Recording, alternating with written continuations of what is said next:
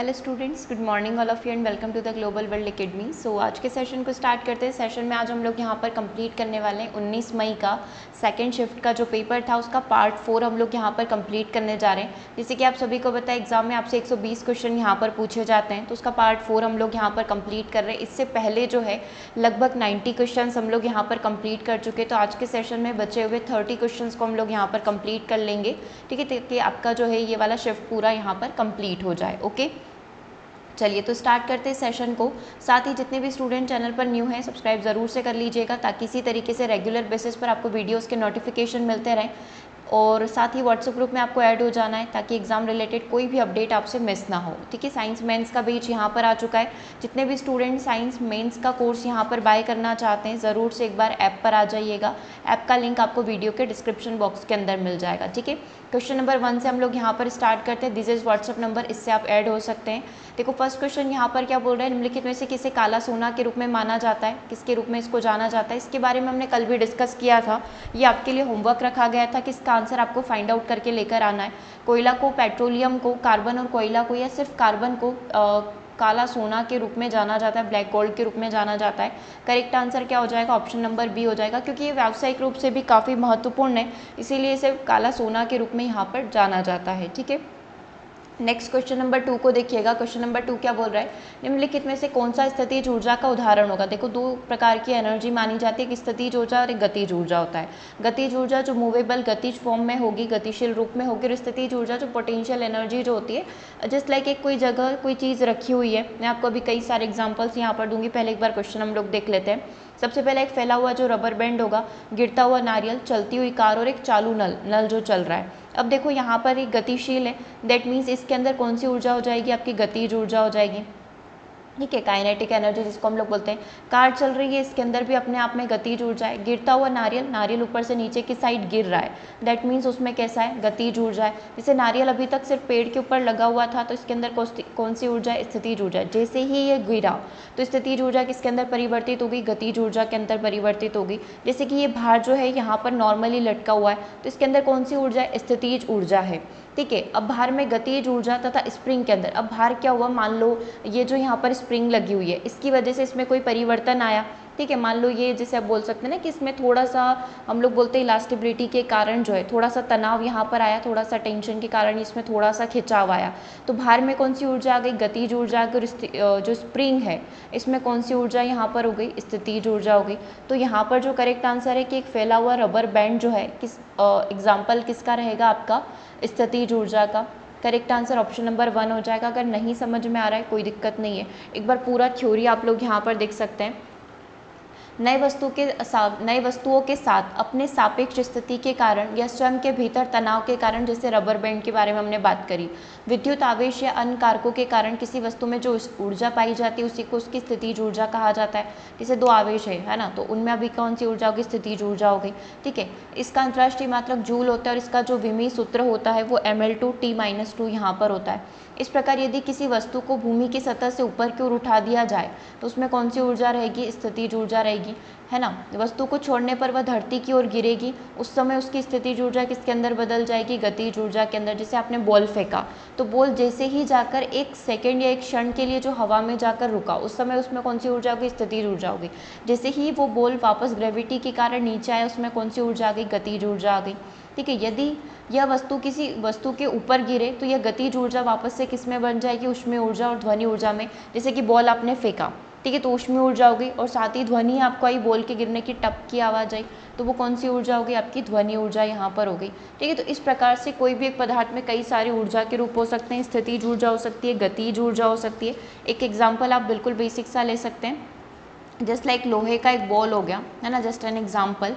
कोई भी एक लोहे की कोई भी वस्तु हो गई, ठीक है, आपने उसको हवा में उछाला, तो एक पॉइंट पर वो जो गई, एक क्षण के लिए जो रुकी, वो स्थितिज ऊर्जा हो गई। फिर वो जो नीचे आई, फिर वो गतिज ऊर्जा हो गई। जैसे ही वो धरती पर गिरी, ऊष्मीय ऊर्जा हो गई।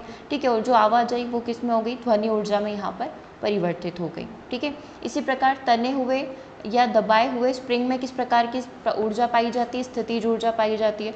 ऊंचाई पर भंडारित जल में जो है स्थितिज ऊर्जा होती है, जिसका उपयोग जल विद्युत उत्पादन के लिए आप लोग यहाँ पर करते हैं। एक दूसरे से कुछ दूरी पर रखे दो आवेशों के बीच में भी स्थितिज ऊर्जा छुपी हुई रहती है। धनुष की डोरी जब तनी हुई रहती है, तो इसमें स्थितिज ऊर्जा होती है, जैसे तीर जलता है तो ये स्थितिज ऊर्जा किसमें परिवर्तित हो जाती है, गतिज ऊर्जा के अंदर। इसका जो फॉर्मूला होता है mgh होता है, m जहाँ पर द्रव्यमान हो जाएगा, ग्रीक ग्रेविटेशनल हो जाएगा, ग्रेविटी या त्वरण इसको बोल सकते हैं, और h जो है भूमि की सतह से ऊंचाई यहाँ पर हो जाएगी कि वो कितनी ऊंचाई पर, बॉल कितने मीटर तक गई है, 1 मीटर 2 मीटर कितने सेंटीमीटर तक गई है, वो सारी चीज़ें। ठीक है, चलिए नेक्स्ट क्वेश्चन की तरफ चलते हैं। भारत में उपलब्ध पादप संसाधनों के बारे में निम्नलिखित में से कौन सा कथन यहाँ पर गलत है। सबसे पहला, भारत प्रचुर मात्रा में, तो क्या लिखा हुआ है, भारत प्रचुर मात्रा में पौधों और जानवरों के जीवन का घर है और इसमें जलवायु की एक विस्तृत श्रृंखला यहाँ पर शामिल है। ठीक है, दूसरा क्या बोल रहा है, शुष्क सिंधु का मैदान, गंगा का मैदान, हिमालय, असम घाटी और मालाबार तट, प्रायद्वीपीय पठार और अंडमान और निकोबार द्वीप समूह वनस्पति के मुख्य क्षेत्र यहाँ पर माने गए हैं। ओके, तीसरा स्टेटमेंट क्या बोल रहा है, भारत में पौधों की अनुमानित 45,000 प्रजातियाँ हैं जिसमें से 33 जो है देशी प्रजातियाँ हैं। ठीक है, और अगला पॉइंट क्या बोल रहा है कि सिंधु के मैदान के पूर्वी भाग पाकिस्तान से सटे शुष्क क्षेत्रों अधिकांश पौधों का जीवन काफ़ी घना है। हमको क्या बताना था, जो पादप संसाधन है उनको लेकर गलत स्टेटमेंट, तो ये आपका गलत स्टेटमेंट है, बाकी सारे स्टेटमेंट आपके बिल्कुल करेक्ट है। 45,000 प्रजातियों में से 33% देशी है ना। शुष्क सिंधु का मैदान, गंगा का मैदान, हिमालय, असम घाटी, मालाबार तट, प्रायद्वीपीय पठार और अंडमान और निकोबार द्वीप समूह वनस्पति के मुख्य क्षेत्र हैं। भारत प्रचुर मात्रा में पौधों और जानवरों के जीवन का घर है क्योंकि आवास स्थल है ना। इसमें जलवायु की एक विस्तृत श्रृंखला शामिल है, कोई बर्फ पर रहते हैं, कोई बहुत गर्मी में रहते हैं, कोई एक अनुकूलित वातावरण में रहते हैं, तो सही बात है। गलत क्या है, केवल ऑप्शन नंबर डी गलत है। चलिए नेक्स्ट क्वेश्चन को देखिए। नेक्स्ट क्वेश्चन आपकी स्क्रीन पर है, ये क्या कहने की कोशिश कर रहा है। चलिए क्वेश्चन देखा आपको, क्वेश्चन स्क्रीन पर है।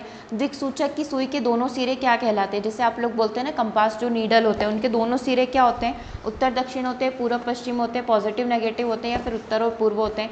जैसे कि आपने देखा है कि जो पोल होते हैं चुंबक के, हम लोग इसको दो तरीके से कंसीडर करते हैं, एक आपका नॉर्थ पोल होता है और एक साउथ पोल होता है, दैट मीन्स उत्तर और दक्षिण होते हैं। ठीक है, हमेशा उत्तर और दक्षिण आप इसे जितने भी टुकड़ों में बांट दें, हर एक टुकड़ा क्या हो जाएगा, उसके दो हिस्से, एक नॉर्थ हो जाएगा और एक क्या क्या हो जाएगा, आपका साउथ हो जाएगा। दैट मीन्स जो आंसर होगा वो क्या हो जाएगा, ऑप्शन नंबर 1 हो जाएगा। चलिए नेक्स्ट क्वेश्चन को देखते हैं। विद्युत टोस्टर तथा विद्युत इस्त्री की विद्युत प्रेस जो होती है, इसकी कुंडली जो है मिश्र धातु की यहाँ पर बनाई जाती है शुद्ध धातु के बजाय। मतलब हम लोग एक ही धातु का प्रयोग करने की बजाय कुछ धातुओं से मिलाकर मिश्र धातु बनाते हैं, जैसे टोस्टर हो गया, फिर आप जो प्रेस वगैरह प्रयोग करते हैं जिसकी वजह से आप अपने कपड़ों को इस्त्री कर पाते हैं, क्योंकि उनमें काफ़ी कम रेजिस्टेंस होता है, नन ऑफ दी अबो। ये उच्च तापमान पर आसानी से ऑक्सीकृत यहाँ पर हो जाते हैं या इनके पास उच्च तापीय विस्तार हो जाता है। उच्च तापीय विस्तार का मतलब क्या होता है, आंसर अभी आपको सिलेक्ट करना है, मैं ऑप्शंस के मीनिंग आपको बता रही हूँ। उच्च तापीय विस्तार मतलब कि वो आसानी से फैलाव उनके अंदर हो जाता है, मतलब कुंडली में विस्तार यहाँ पर हो जाएगा। ये उच्च तापमान पर आसानी से ऑक्सीकृत नहीं होते, क्योंकि देखो अगर ये मिश्र धातु है ना, हमने इलेक्ट्रिसिटी मतलब विद्युत धारा का यहाँ पर प्रयोग किया और ये जो धातु है, ये जो धातु यहाँ पर गर्म हुई, तो गर्म होने के कारण इनमें फैलाव होगा, है ना, मतलब वो बहुत ही ज़्यादा गर्म हो जाएगी, फैलाव, धातु का फैलाव यहाँ पर हो जाएगा। तो ये उच्च तापमान पर आसानी से ऑक्सीकृत नहीं होते हैं, इसीलिए यहाँ पर जो है विद्युत टोस्टर या विद्युत इस्त्री जो है इसको किसका बनाया जाता है, मिश्र धातु का यहाँ पर बनाया जाता है। तो करेक्ट आंसर क्या हो जाएगा आपका, ऑप्शन नंबर सी हो जाएगा। समझ में आ गई ये वाली चीज़। देखो अब इसका मतलब क्या होता है, अगर इसका रेजिस्टेंस कम होगा, इसका रेजिस्टेंस कम होगा, दैट मीन्स हम लोग बोलेंगे बहुत हायर करंट यहाँ पर फ्लो होगा। तो इसके पीछे का ये कोई वैलिड रीज़न तो है नहीं मिश्र धातु को प्रयोग करने का। मेन रीज़न ये है कि आसानी से ऑक्सीकृत नहीं होते हैं, इसीलिए हम लोग क्या करते हैं, इसका प्रयोग यहाँ पर करते हैं। ठीक है, क्लियर हो गई चीज़। चलिए नेक्स्ट क्वेश्चन की तरफ चलते हैं। धातु के साथ अम्ल की अभिक्रिया करने पर प्राय कौन सी गैस निकलती है। जब मैं धातु के साथ अम्ल की अभिक्रिया करवा रही हूँ तो हाइड्रोजन गैस यहाँ पर रिलीज हो जाएगी। आपने देखा ही है जब हम लोगों ने धातु अधातु के बारे में पढ़ा था। देखो अभिक्रिया के लिए कुछ सामान्य रासायनिक समीकरण है। जब धातु की अम्ल से क्रिया करवाई जाती है तो लवण बनता है और हाइड्रोजन गैस यहाँ पर रिलीज हो जाती है। लेकिन यह अभिक्रिया केवल उन्हीं धातुओं के द्वारा की जाती है जो कि हाइड्रोजन से ज़्यादा क्रियाशील है। मतलब जो कल टेबल हम लोगों ने पढ़ी थी, है ना, जो हाइड्रोजन के ऊपर जितने भी तत्व थे, है ना, उन सब के साथ जो है ये वाली रिएक्शन पॉसिबल है, क्योंकि यहाँ पर धातु क्या करेगी, हाइड्रोजन को प्रतिस्थापित कर देगी। और ये धातु कौन सी होनी चाहिए, ये सोडियम हो सकती है, पोटेशियम हो सकती है ना, आयरन हो सकती है, कोई भी धातु यहाँ पर हो सकती है, बजाय इसके कि वो हाइड्रोजन से नीचे की कैटेगरी में नहीं आते हो। हाइड्रोजन से नीचे जैसे हमने देखा था कि सोना, चांदी, मर्क्यूरी, ये सब हाइड्रोजन से नीचे जब हम लोग इनका रिएक्टिविटी चेक करते हैं, विद्युत श्रृंखला इसकी जब हम लोग चेक करते हैं, तो उसमें हाइड्रोजन से नीचे जो भी होंगे उसके साथ ये चीज़ें पॉसिबल नहीं है। ठीक है, अधिक अभिक्रियाशील धातुएं अम्ल से हाइड्रोजन को विस्थापित कर देती है और लवण और हाइड्रोजन गैस का निर्माण करती है। क्षार धातुएं और क्षारीय मृदा धातुएं अम्लों के साथ अभिक्रिया करके आसानी से हाइड्रोजन गैस को यहाँ पर उत्पन्न कर देती है। इक्वेशन आप यहाँ पर देख सकते हैं, जैसे सोडियम हो गया, इसने हाइड्रोक्लोरिक एसिड के साथ क्रिया करी, है ना, तो सोडियम हाइड्रोक्लोरिक एसिड यहाँ पर बना दिया 2NaCl और हाइड्रोजन गैस को यहाँ पर रिलीज कर दिया गया है। ठीक है, ये चीज़ आपकी क्लियर हो गई। देखो क्वेश्चन में हमसे यही पूछा गया था कि धातुएं हाइड्रोजन के साथ, धातुएं अम्ल के साथ क्रिया करके क्या करती है, तो ये हाइड्रोजन गैस को यहाँ पर रिलीज कर देती है। ठीक है, ये वाला कंसेप्ट आपका क्लियर है। चलिए नेक्स्ट पॉइंट के ऊपर मूव कर जाते हैं, नेक्स्ट पॉइंट को डिस्कस कर लेते हैं। अच्छा, इसमें आप एक पॉइंट और कवर कर लेते हैं, इसमें एक पॉइंट और देख लीजिए, इसमें क्या दे रखा है। देखो रासायनिक अभिक्रियाओं के प्रकार, रासायनिक अभिक्रियाएं कई प्रकार की हो सकती है। कैटेगरी अगर हम लोग बात करें तो संयोजन अभिक्रिया होती है, 1 सेकेंड, संयोजन अभिक्रिया होती है, अपघटन अभिक्रिया होती है, ठीक है, अवक्षेपण अभिक्रिया होती है, उदासीनीकरण की अभिक्रिया होती है, दहन अभिक्रिया होती है और विस्थापन अभिक्रिया होती है। ठीक है, अब एक एक करके हम लोग सारी अभिक्रिया के बारे में देख लेते हैं। सबसे पहले आपको दे रखा है संयोजन अभिक्रिया के बारे में। 2 या 2 से अधिक यौगिकों से मिलकर एक यौगिक बनता है, मतलब 2 या 2 से अधिक यौगिक मिलकर एक यौगिक बना रहे हैं, नया यौगिक बना रहे हैं, संयोजन हो रहा है। ठीक है, अब अपघटन अभिक्रिया यहाँ पर क्या होती है, अपघटन अभिक्रिया संयोजन अभिक्रिया के विपरीत एक जटिल अणु सरल अणु बनाने के लिए टूट जाता है। मतलब यहाँ पर आप क्या कर रहे हैं, जैसे H2O है, पानी है, तो ये 2 भागों से अब टूट रहा है ना, जैसे हाइड्रोजन हो गया और ऑक्सीजन हो गया, तो इसमें हमने पानी को 2 भागों में तोड़ दिया, है ना, वो वाली चीज़ हो गई। और संयोजन मतलब जैसे सोडियम और क्लोरीन को मिलाकर हमने NaCl बना दिया, तो संयोजन हो गया। तो इस प्रकार से जोड़ना मतलब संयोजन और तोड़ना मतलब कि अपघटन। ठीक है, 2 चीज़ें तो बिल्कुल नाम से ही समझ में आ गई। तीसरा पढ़ते हैं, अवक्षेपण का मतलब क्या होता है। घुलनशील लवणों के 2 विलयन मिश्रित होते हैं, जिसके परिणाम स्वरूप एक अघुलनशील ठोस यहाँ पर प्राप्त होता है। जैसे कि आपने देखा होगा कि अवक्षेपण हो गया, मतलब एक विलयन जो है जो तली में बैठ गया, मतलब उसका क्या हो गया, यहाँ पर अवक्षेपण हो गया, वो ठोस पदार्थ में तली में जाकर बैठ जाता है। उदासीनीकरण की अभिक्रिया क्या कहलाती है, एक अम्ल और एक क्षार एक दूसरे के साथ अभिक्रिया करते हैं, इस अभिक्रिया का उत्पाद नमक और पानी होता है ना, मतलब उदासीनीकरण की अभिक्रिया मतलब एक अम्ल और एक क्षार की अभिक्रिया हुई। ठीक है, तो जब स्ट्रॉन्ग अम्ल और स्ट्रॉन्ग क्षार यहाँ पर अभिक्रिया करेगा तो उदासीनीकरण हो जाएगा। आमतौर पर इसका जो रिजल्टेंट बनेगा वो नमक और पानी यहाँ पर रिलीज हो जाएगा। ठीक है, दहन अभिक्रिया, क्योंकि देखो एक अम्ल जो है और एक क्षार, अगर ये दोनों रिएक्ट कर रहे हैं तो ये दोनों एक दूसरे का जो प्रभाव है उसको क्या कर देंगे, कैंसिल कर देंगे, तो इसीलिए इसको उदासीनीकरण की अभिक्रिया यहाँ पर बोला जाता है। दहन अभिक्रिया क्या होती है, ऑक्सीजन एक यौगिक के साथ मिलकर कार्बन डाइऑक्साइड और पानी बनाता है, ये अभिक्रिया ऊष्माक्षेपी अभिक्रिया कहलाती है, जिसका मतलब होता है ऊष्मा को छोड़ना। ऊष्मा को इन्होंने क्या कर दिया, रिलीज यहाँ पर कर दिया है। विस्थापन अभिक्रिया की बात करें तो यौगिक में एक तत्व दूसरे तत्व का स्थापन ले लेता है, जैसे कि अभी आपने देखा था कि हाइड्रोजन से ऊपर के जितने भी एलिमेंट्स हैं वो क्या करते हैं, हाइड्रोजन को प्रतिस्थापित कर देते हैं। जो अभी आपने देखा था कि धातुएं अम्ल के साथ क्रिया करके क्या बनाती है ना, वो वाली जो चीज़ के हाइड्रोजन गैस को रिलीज कर देती है। तो हाइड्रोजन के ऊपर के सोडियम, पोटेशियम, कैल्शियम, एल्यूमिनियम जितने भी हो गए, ये सब क्या करेंगे, हाइड्रोजन को प्रतिस्थापित कर देंगे। तो इसीलिए इस प्रतिक्रिया को क्या बोला जाता है, विस्थापन अभिक्रिया यहाँ पर बोला जाता है। तो अभिक्रिया के ये कुछ प्रकार होते हैं, 6 प्रकार होते हैं। अगर बोले संयोजन तो जोड़ना, अपघटन मतलब तोड़ना, अवक्षेपण मतलब कोई ठोस पदार्थ अघुलनशील जिसका अवक्षेप बन जाएगा, उदासीनीकरण अम्ल क्षार ने एक दूसरे को कैंसिल कर दिया, रिलीज किया नमक, लवण और पानी। ठीक है, दहन अभिक्रिया जिसमें ये जो है एक प्रकार की ऊष्माक्षेपी अभिक्रिया जिसमें ऊष्मा यहाँ पर रिलीज होती है। और विस्थापन अभिक्रिया यौगिक में एक तत्व दूसरे तत्व को क्या कर देता है, प्रतिस्थापित करके उसका स्थान ले लेता है। ठीक है, नेक्स्ट क्वेश्चन को देखिए, वायुमंडलीय दबाव किसके द्वारा डाला गया दबाव है, हवा में गैसेस के द्वारा, तरल के द्वारा, तरल मतलब कोई भी लिक्विड के द्वारा, वायुमंडल एटमॉस्फेयर के द्वारा या फिर ठोस के द्वारा। करेक्ट आंसर क्या हो जाएगा, वायुमंडलीय दबाव वायुमंडल के कारण यहाँ पर पड़ता है, तो सी आंसर आपका करेक्ट है। नेक्स्ट क्वेश्चन को देखिए, इस पर ऑब्जेक्शन है क्योंकि हिंदी और इंग्लिश दोनों में क्वेश्चन गलत है। अंतरिक्ष में ध्वनि तरंगों को नहीं सुना जा सकता है, ठीक है, विदाउट ऑप्शन भी आप इसका आंसर कर सकते हैं। अंतरिक्ष में ध्वनि तरंगों को नहीं सुना जाता है क्योंकि वहाँ पर माध्यम नहीं है, क्योंकि ध्वनि को एक स्थान से दूसरे स्थान तक जाने के लिए माध्यम की आवश्यकता होती है, प्रकाश को एक स्थान से दूसरे स्थान तक जाने के लिए माध्यम की आवश्यकता नहीं होती है, ठीक है। दो चीज़ें हमने पढ़ी थी जब ध्वनि और प्रकाश चैप्टर कंप्लीट किया था।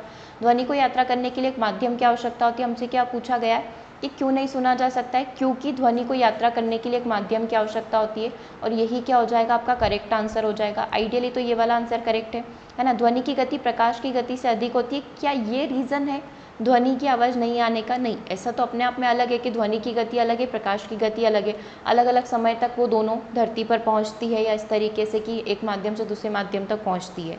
ध्वनि अंतरिक्ष में ध्वनि तरंगों का पता लगाने के लिए कोई उपकरण ही नहीं है, ध्वनि को यात्रा करने के लिए एक माध्यम की आवश्यकता होती है। तो ये दोनों ही ऑप्शन हिंदी में जो है सिमिलर है, दैट्स वाई ए आंसर भी सही है और डी आंसर भी सही है, ठीक है। अब इंग्लिश में देखो, sound travel faster than normal in vacuum. अब इसने ऑप्शन नंबर 1 में क्या लिखा हुआ है कि साउंड जो है वैक्यूम में जो है ज़्यादा अच्छे तरीके से जो है ट्रैवल करता है, तो ये इंग्लिश में ऑप्शन अलग दे रखा है, दैट्स वाई इसको जो है ऑब्जेक्शन उठाया गया। हालांकि करेक्ट आंसर वो ये भी मान सकते हैं कि इंग्लिश में प्रेफर करें, ठीक। Speed of sound is more than speed of light, there are no devices to detect sound waves in space, sound require a medium to travel. तो ये बात सही है कि ध्वनि को यात्रा करने के लिए क्या होता है, एक माध्यम की आवश्यकता होती है।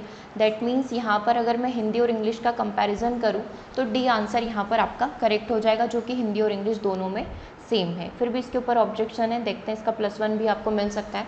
मानव रक्त का अनुमानित पीएच मान यहाँ पर कितना होता है, 5.4 7.4, एक एवरेज आपको बताना है। तो ह्यूमन बॉडी का कितना होता है, 7.4 होता है, बी आंसर आपका करेक्ट हो जाएगा।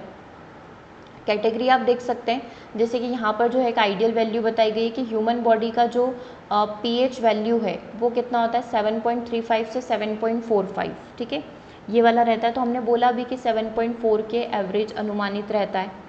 अब देखो, अगर 7.45 से 7.8 के बीच में होता है तो ये बहुत ही मतलब हानिकारक है, और 7.8 से 9 के बीच में होता है मतलब कि बहुत मृत्यु के करीब है। 7 से 7.35 के बीच में तो ये भी हानिकारक है, ठीक है, मतलब बहुत ही अम्लीय प्रकृति का हो चुका है, और ये एल्काइन मतलब क्षारीय प्रकृति का हो चुका है, ठीक है। और 6 से 7 के बीच में मतलब ये बहुत ही खतरनाक, बहुत ही डेंजर यहाँ पर हो सकता है ह्यूमन बॉडी के लिए। तो ऑलवेज जो पीएच लेवल है वो 7.35 टू 7.45 के बीच में यहाँ पर होना चाहिए। गॉट इट, ध्यान रहेगी ये वाली चीज़।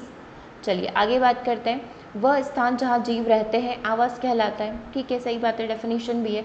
जल में रहने वाले पौधे एवं जंतुओं का आवास क्या कहलाता है, रेगिस्तानी स्थलीय घास भूमि या जलीय आवास। ये क्वेश्चन आपसे कई बार सीटेट में भी पूछा गया कि जलीय जंतुओं के आवास को क्या कहा जाता है, हैबिटेंट जलीय आवास उनका कहा जाता है, ठीक है, डी आंसर आपका करेक्ट हो जाएगा। निम्नलिखित में से कौन सा भारत में युवा लड़कियों की खाने की आदतों को प्रभावित नहीं करेगा? बॉडी इमेज कि वो किस प्रकार से दिख रही हैं, सहकर्मी उनके साथी कैसे दिखते हैं, शारीरिक ज़रूरतें बॉडी नीड्स क्या है, शरीर को किस चीज़ की आवश्यकता है, भोजन में किस प्रकार के भोजन की आवश्यकता है, या फिर संस्कृति। तो कौन सी चीज़ खाने की आदत को अफेक्ट नहीं करेगी? तो कल्चर खाने की आदत को अफेक्ट नहीं करता है। किस कल्चर में लड़कियाँ मोटी होती है, इस कल्चर में लड़कियाँ पतली होती है, स्लिम होती है ना, तो ये चीज़ संस्कृति से डिसाइड नहीं होती है। तो डी आंसर आपका यहाँ पर करेक्ट हो जाएगा, ठीक है। जैसे शारीरिक ज़रूरतें, जैसे किसी की बॉडी को ऑयली फूड बिल्कुल सूट नहीं होता है, किसी को फल फ्रूट्स वगैरह पसंद नहीं आते, तो ये शारीरिक ज़रूरतें हैं।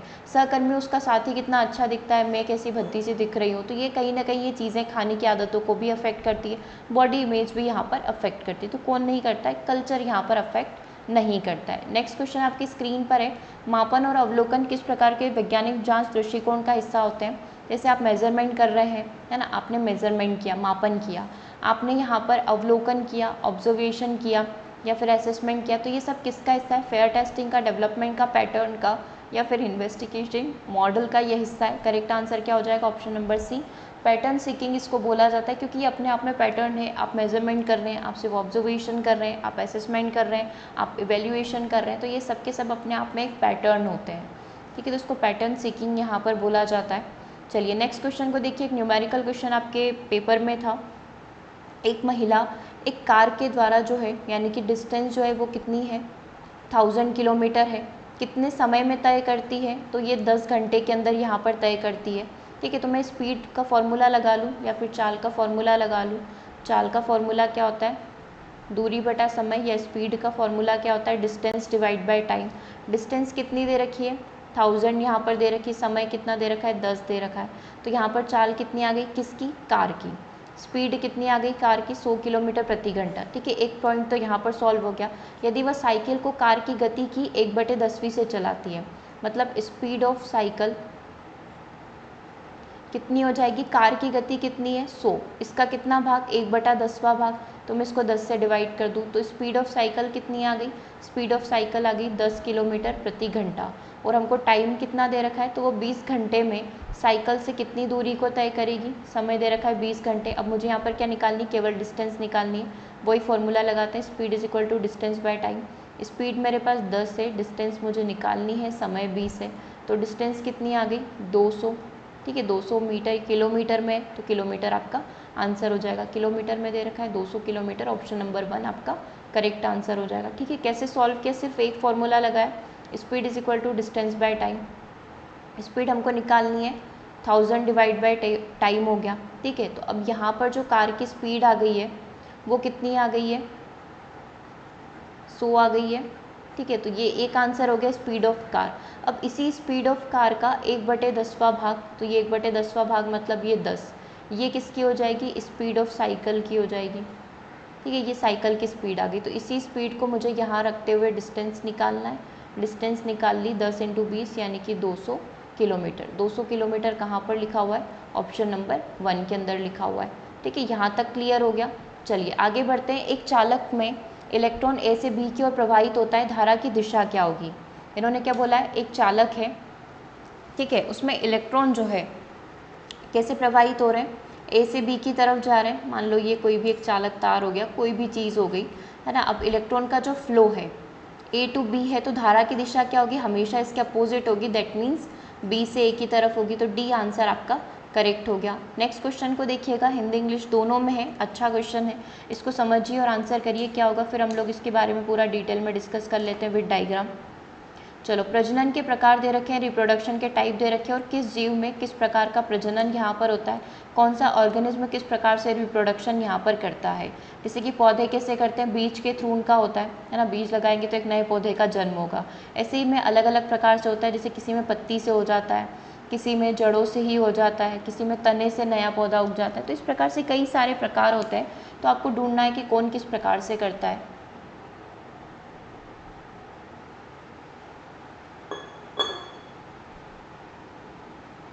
चलिए, समझा आपको कि कैसे इसको करना है।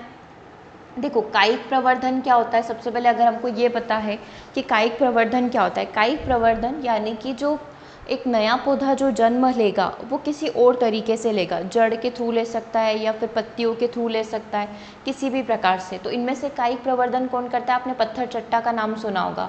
पत्थर चट्टा में क्या होता है, एक पत्ती से ही वापस से नए पौधे का जन्म हो जाता है। ये अपने इधर ही होता है, मैंने भी अपने घर में सिर्फ एक पत्ती में लेकर आई थी किसी दूसरे के घर से, ठीक है, और उस पत्ती से मैंने कम से कम 7 से 8 प्लांट लगा दिए। मैंने एक पत्ती को सिर्फ क्या करा, इसके ऊपर हल्की सी मिट्टी डाल दी। उस समय मेरे पास इतनी ज़्यादा मिट्टी थी नहीं, जस्ट मैंने पेड़ पौधे लगाना स्टार्ट करे थे, तो थोड़ी सी मिट्टी से मैंने उसके ऊपर क्या करा, मिट्टी डाल दी। तो उस मिट्टी से क्या हुआ, 2 से 3 दिन में इसके ऊपर नया प्लांट आना स्टार्ट हो गया और वो अपने आप में बहुत बड़ा बन गया। फिर मैंने इसकी एक पत्ती को तोड़ा, फिर मैंने वापस मिट्टी में डाला, है ना। तो ऐसे ऐसे करते करते मैंने 7 से 8 प्लांट यहाँ पर ब्रायोफिलम यानी पत्थर चट्टा के लगा दिए हैं, ठीक है। तो कायिक प्रवर्धन किस में होता है, यानी कि पौधे के किसी अन्य भाग से नए पौधे को जन्म देना, ब्रायोफिलम यहाँ पर कहलाता है, ठीक है। तो यहाँ पर ए का आंसर क्या हो गया, ए का आंसर हो गया 2। ए का आंसर 2 कहाँ पर लिखा हुआ है, यहाँ पर।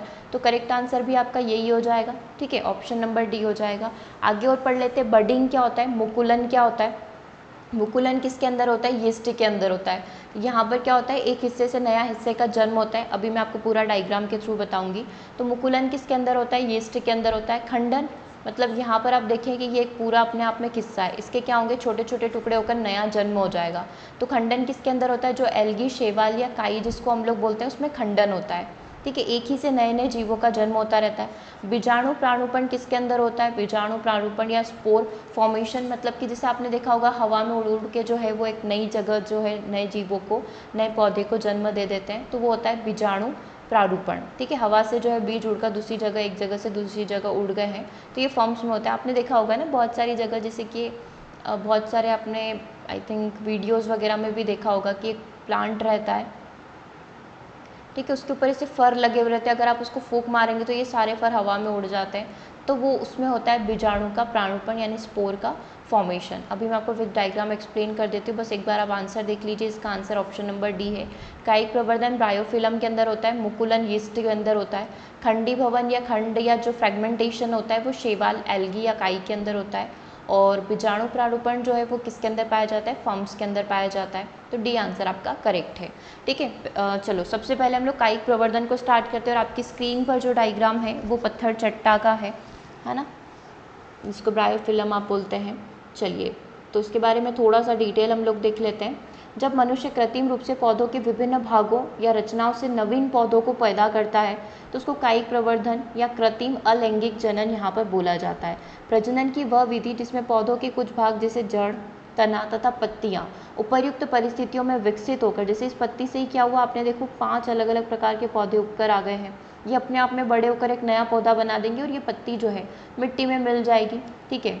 कायिक प्रवर्धन यहाँ पर कहलाता है। इस विधि से उत्पन्न पौधे आनुवंशिक रूप से जनक पौधे के बिल्कुल समान होंगे। ऐसा नहीं कि मानव निर्मित है तो ये दूसरे प्रकार या दूसरी प्रजाति है, नहीं, ये ओरिजिनल पौधा ही है, ठीक है। जैसे गन्ना हो गया, गुलाब हो गया, अंगूर हो गया, पत्थर चट्टा हो गया। इस पद्धति से केला, संतरा, गुलाब एवं चमेली जैसे उन पौधों के लिए भी उपयोगी होता है जो बीज उत्पन्न नहीं करते, जैसे इनके पौधों के बीज नहीं होते हैं, तो ये एक पौधे से ही दूसरा पौधा, जैसे कि आपने देखा है गुलाब, गुलाब in general we all know, है ना। तो अब गुलाब में क्या होता है कि उसकी एक कली को तोड़कर जो है, या हम लोग उसका एक तना तोड़कर उसको इस तरीके से जो है साइड से काट कर, मतलब तिकोना काट कर वापस उसको मिट्टी में लगा दे तो एक नए पौधे का जन्म हो जाता है, ठीक है। तो ये इस तरीके से कायिक प्रवर्धन चलता है। सेकेंड जो आपका स्टेटमेंट था मुकुलन, है ना, मुकुलन की प्रक्रिया में एक छोटा जंतु जनक जीव को पैदा कर देता है, जैसे कि आपके सामने है, देखिए इसको एक बार से। बर्डिंग क्या होता है, जैसे कि एक यीस्ट कोशिका है ना, हमने देखा कि मुकुलन किसके अंदर होता है, यीस्ट के अंदर होता है, तो ये एक यीस्ट कोशिका है। अब इसका क्या होगा, धीरे धीरे ये यहाँ से इंक्रीज हो रहा है ना, जैसे आप पानी की ड्रॉप देख लो ना, एक बहुत बड़ी पानी की ड्रॉप है, ठीक है। तो अब उसमें कुछ भी परिवर्तन हुआ तो वो 2 छोटी छोटी ड्रॉप में यहाँ पर परिवर्तित हो सकती है, ठीक है। जैसे आपने उसमें हाथ वाथ लगाया तो वो क्या हो गई, 2 इंडिविजुअल अलग अलग ड्रॉप बन गई, ठीक है। तो अब सेम चीज़ यहाँ पर भी होती है ना, प्रोसेस अलग है। जैसे आप समझ सकते हैं, जैसे यीस्ट कोशिका, अब इसका क्या हुआ, मुकुलन में यहाँ पर वृद्धि हुई, इसके बड बने, है ना, जैसे जैसे बड बने तो ये अपने आप में टूट कर नया बना लेगा, ऐसे करके ये पूरी सीरीज़ यहाँ पर चलती रहती है।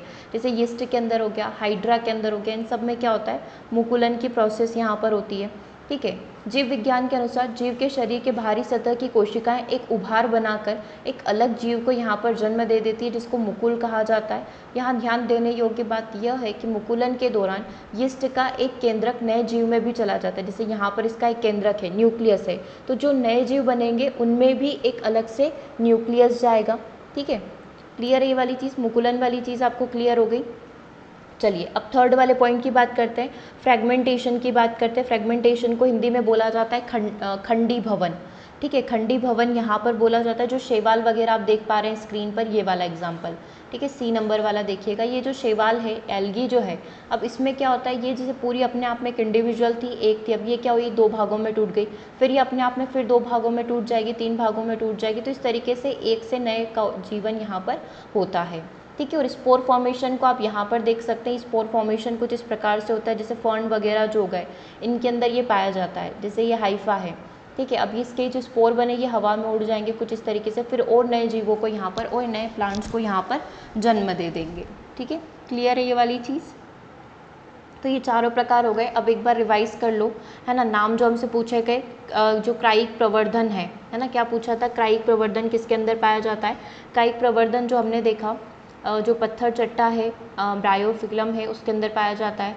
अंगूर हो गया, केला हो गया, है ना, ये हमारा एक गुलाब हो गया, इन सब के अंदर पाया जाता है। मुकुलन किसके अंदर पाया जाता है, मुकुलन पाया जाता है यीस्ट के अंदर। खंडी भवन किसके अंदर पाया जाता है, खंडी भवन या जो मैं फ्रेगमेंटेशन बोलती हूँ तो वो किसके अंदर पाया जाता है, शैवाल के अंदर पाया जा सकता है, काई के अंदर पाया जा सकता है। बीजाणु का जो प्राणुपण होता है वो किसके अंदर पाया जाता है, इसके अंदर पाया जाता है, फर्न के अंदर पाया जाता है, ठीक है। क्लियर है। चलिए आगे बढ़ेंगे। जूट का रेशा जूट के पौधे के तने से प्राप्त होता है। जूट फाइबर प्राप्त करने के लिए कौन सी परिस्थितियाँ अनुकूल है? जिसे आपने देखा है ना, जिसको हम लोग सुतली भी बोलते हैं, ठीक है। तो वो जूट जो है उसके बोरे भी बनते हैं ना, बारदान जो होता है, तो वो कहाँ से, जूट के रेशे से प्राप्त होता है। तो कैसे प्राप्त होता है, इसका मैंने आपको पूरा एक डायग्राम और पूरी एक सिचुएशन क्रिएट करके बताई थी कि वो कैसे बनता है। पहले बहुत समय तक जब उसकी वो तोड़ कर लाते हैं, तने तोड़कर लाते हैं, तो उसको पानी में डुबोया जाता है। तो कांटे के पौधों के तनों को कुछ दिन के लिए पानी में डुबोया जाता है। जैसे आपने गन्ने देखा होगा, अभी गन्ने का जूस आप लोग पी रहे होंगे, तो ये कुछ उसी तरीके के दिखते हैं, लंबे लंबे, काफ़ी बहुत लंबे ये होते हैं, ठीक है। तो उनको पानी में कुछ समय तक डुबो कर रखा जाता है ताकि वो थोड़े ऐसे नमी गीले गीले हो जाए। पटसन के पौधों, वही जूट पटसन एक ही होता है। पटसन के पौधों को आमतौर पर तब काटा जाता है तब ये पुष्पन अवस्था में होता है, जब उसके फूल आने वाले होते हैं। दैट मीन्स ये सही समय है उनको काटने का, है ना। तो उनको काट कर पानी में डाल दिया, जैसे तालाब वगैरह है या पानी भरा हुआ है तो उसी पानी के अंदर डाल देते हैं। मोस्टली ये जो खेती की जाती है बारिश के समय में की जाती है, क्योंकि इसको बहुत ही ज़्यादा पानी की आवश्यकता होगी। पानी में कई समय तक ये पड़े रहते हैं, गल जाते हैं, फिर इनको काट कर जो है यहाँ पर सुतली का निर्माण किया जाता है। कई समय तक वहीं सुखाया जाता है, खेतों में ही इसको सुखाया जाता है, ठीक है। तो यहाँ पर सारी ही परिस्थितियाँ बिल्कुल सही है। दैट मीन्स जो आंसर बनेगा वो क्या हो जाएगा, ऑप्शन नंबर 1 हो जाएगा, ठीक है। चलिए अगले क्वेश्चन की बात करते हैं। इलेक्ट्रॉन के स्थानांतरण से इस प्रकार बनने वाले यौगिक धातु से अधातु तक क्या कहलाते हैं? इलेक्ट्रॉन का स्थानांतरण हो रहा है, कोई भी धातु से अगर अधातु यहाँ पर बन चुका है तो वो चीज़ क्या कहलाती है, आयनिक यौगिक यहाँ पर कहलाती है, ठीक है। तो आंसर क्या हो जाएगा आपका, ऑप्शन नंबर बी हो जाएगा, ठीक है। चलिए आगे बढ़ेंगे, नेक्स्ट क्वेश्चन की बात करेंगे। नेक्स्ट क्वेश्चन को देखिए, 1 सेकेंड।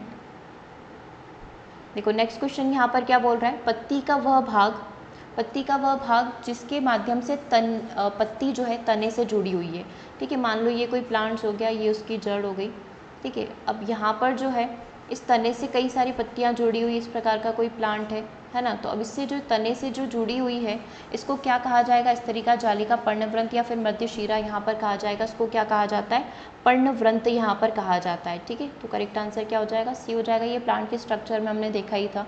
एक विद्युत मोटर में कुंडली में धारा की दिशा प्रत्येक में एक बार बदलती है, हाफ घूर्णन, हाफ रोटेशन, 1/4 रोटेशन, 2 रोटेशन या फिर एक घूर्णन यहाँ पर घूमती है।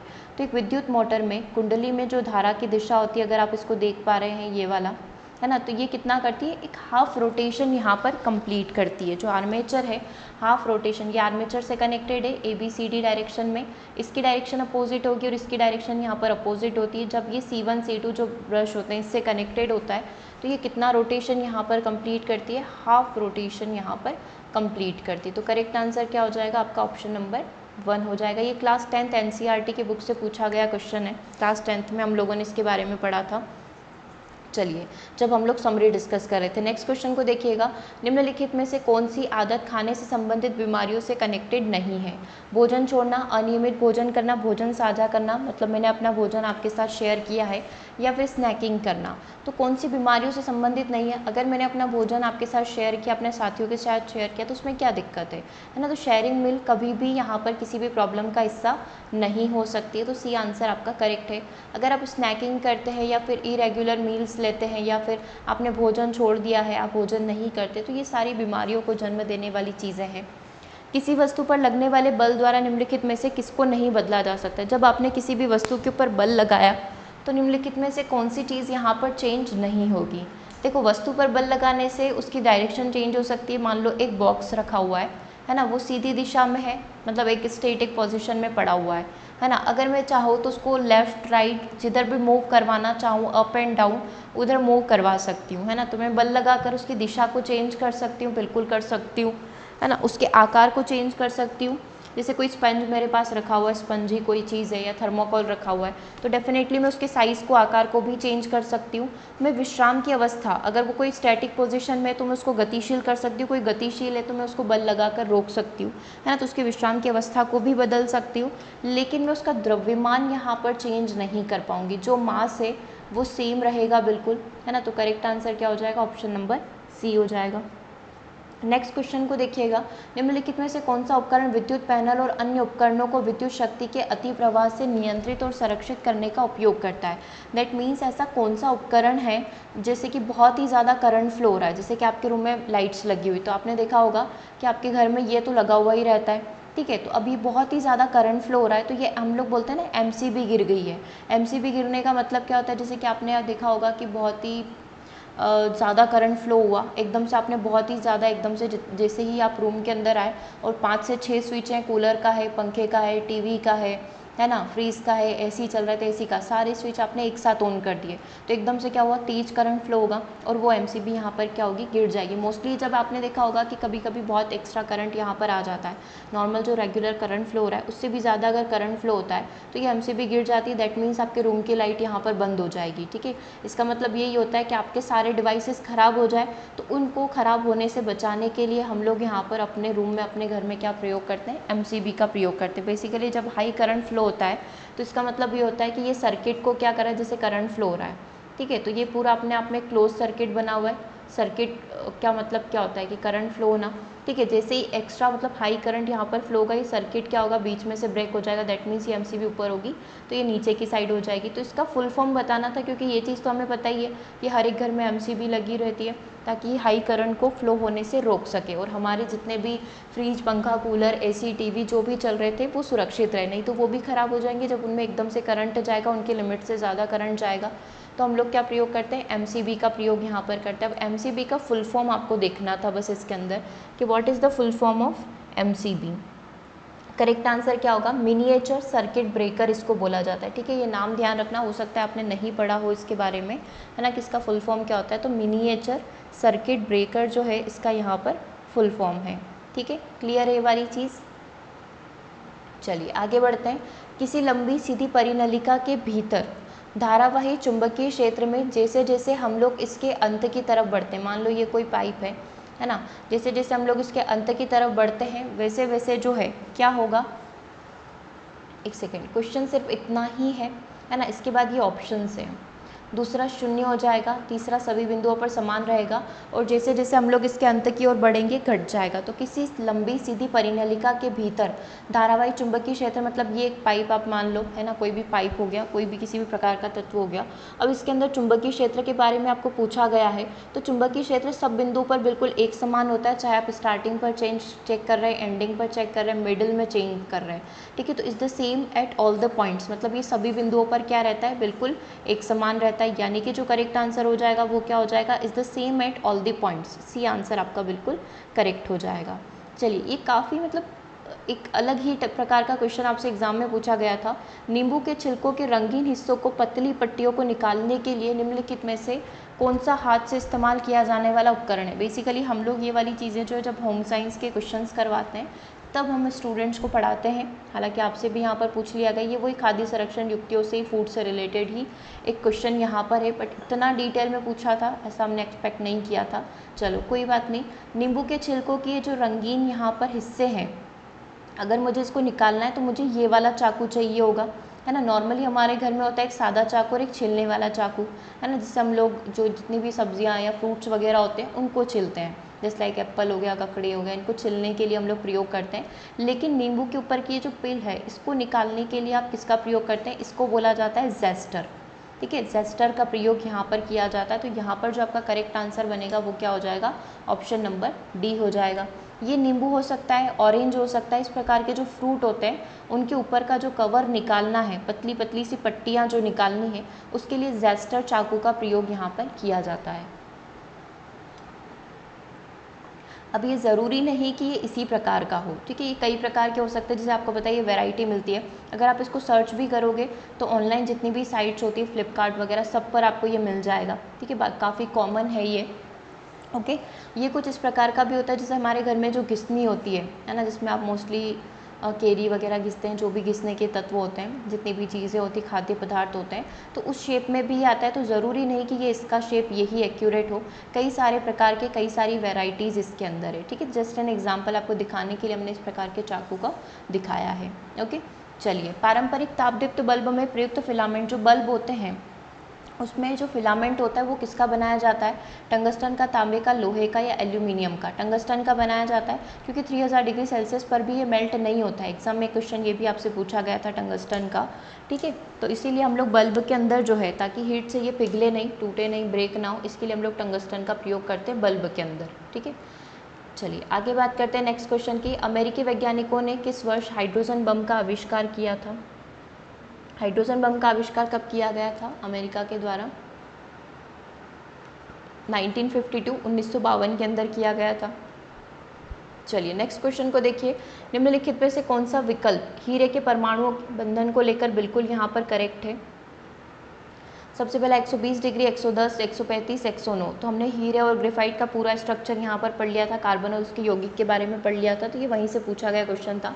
109 आपका करेक्ट है, क्योंकि हीरा सबसे कठोर पदार्थ यहाँ पर अपने सहसंयोजक बंध के कारण, है ना, एक बहुत ही बड़ी त्रिआयामी पॉलीमरिक संरचना का ये परिणाम है, जिसमें सी से सी कार्बन कार्बन बॉन्ड के बीच की जो दूरी है 154 pm होती है, और इनके बीच का जो बंधन कोण होता है वो 109.5 डिग्री होता है, जैसा कि आपको ऑप्शन में दे रखा है। ठीक है, चलिए आगे बात करते हैं। 1 मिलीलीटर रक्त में कितनी कोशिकाएं पाई जाती है, तो लगभग 4 से 6 मिलियन कोशिकाएं यहाँ पर पाई जाती है। तो रक्त के अंदर आरबीसी रक्त में पाया जाने वाला सबसे आम प्रकार का सेल है रेड ब्लड सेल, जिसमें प्रत्येक क्यूबिक मिलीमीटर में 4 से 6 मिलियन कोशिकाएं सेल्स यहाँ पर पाए जाते हैं।